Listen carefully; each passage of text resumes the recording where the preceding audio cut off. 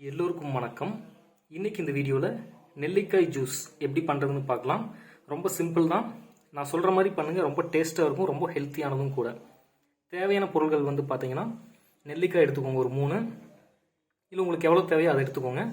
புதினா கொஞ்சம் தேவைப்படும். பச்சை மிளகா வந்து பார்த்தீங்கன்னா ரொம்ப கம்மியாக போடணும், ஒரு மிளகா கூட போடக்கூடாது. ஒரு அரை மிளகா போட்டால் கூட போதும், ஏன்னா ரொம்ப காரமாக இருக்கும். வெத்தலை ஒரு 2-3 எடுத்துக்கோங்க.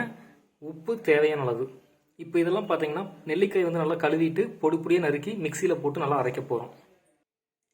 நெல்லிக்காய் வந்து நம்ம அறுத்து போட்டுட்டோம். நெக்ஸ்ட்டு வந்து புதினா, வெத்தலை, ஒரு அரை பச்சை மிளகா இல்லை 1/4 பச்சை மிளகாவும் கூட போதும். எல்லாத்தையும் போட்டு தண்ணி ஊற்றி நல்லா அரைச்சிக்கோங்க. அரைக்கும் போதே தேவையான அளவு உப்பு வேணால் ஆட் பண்ணிக்கோங்க. இப்போ வந்து பார்த்தீங்கன்னா நான் சொன்னதெல்லாம் போட்டு அரைச்சாச்சு.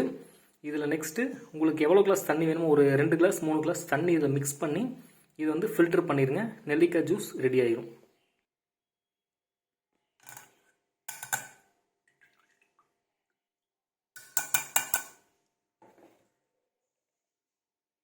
சுவையான நெல்லிக்காய் ஜூஸ் ரெடி ஆயிடுச்சு.